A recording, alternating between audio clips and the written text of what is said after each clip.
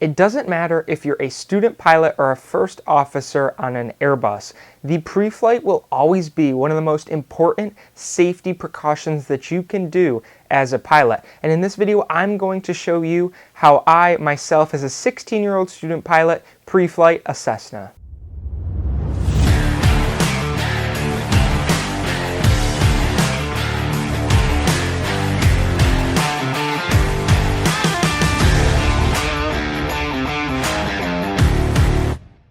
Before we even head out to the airplane, our pre-flight starts inside the flight plan room at the hangar. We are checking the weather, which I will put up on the screen. Right now I'm on ForeFlight looking at the METAR at the current weather. As you can see, CAVU, no winds, high visibility, and a clear sky. I also look at the TAF and you can see that there is no bad weather that's not perfect VFR in the forecast. You can also check the winds aloft. It's not going to affect me that much on this flight because I'm not doing it cross country. But if I was flying a greater distance, then I would take this into consideration and I would actually use this information for my flight planning. I'm also going to hop over to my maps here and you can see the radar. There really isn't anything. I'm not concerned about that little spot because it's not moving our direction. And like I said, the METAR in our area of flight is CAVU. Now that we have the weather and we know that it is a go decision and we are good to fly safely, we're going to head out to the airplane and do our pre-flight.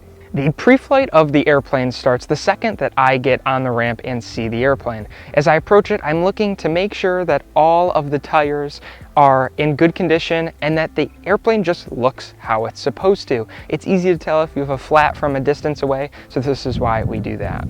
I always start my pre-flight from going into the cockpit and turning on all of my lights.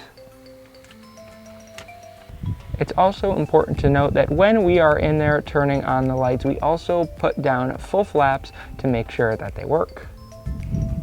After I turn them on, of course, I walk around the airplane and make sure that they're all working. I always start at the front of the airplane with the prop, feeling for any nicks or cracks that might be in this because we always want to make sure that it's in good condition.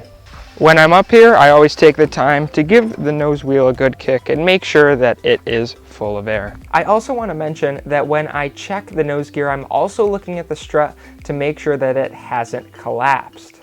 As we move to the engine compartment, we open this little flap, which gives us access to check our oil. We unscrew this, and this airplane should have 5 to 7.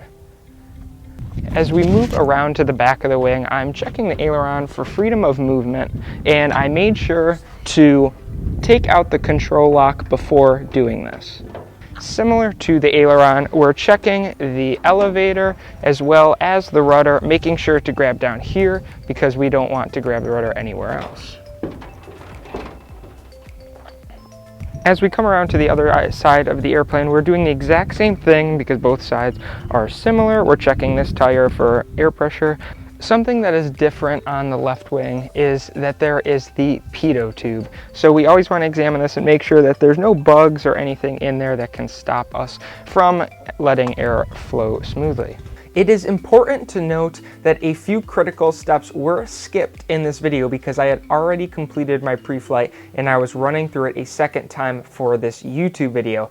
One of the first things that I do when I go into the cockpit is to make sure that I have the aircraft documents necessary to fly legally. We remember this by the acronym AARO, which stands for Airworthiness Certificate, Registration. The second R is only if you're flying international, and that's radio permit. O, operator's manual, and W, weight and balance. These are the required documents to fly legally in the United States, and if you don't have one, you can't fly. Us pilots like to say that there are two things that you can't fly without: oil and gas. In this case, we needed some of that, so we got it. And now we are ready for flight.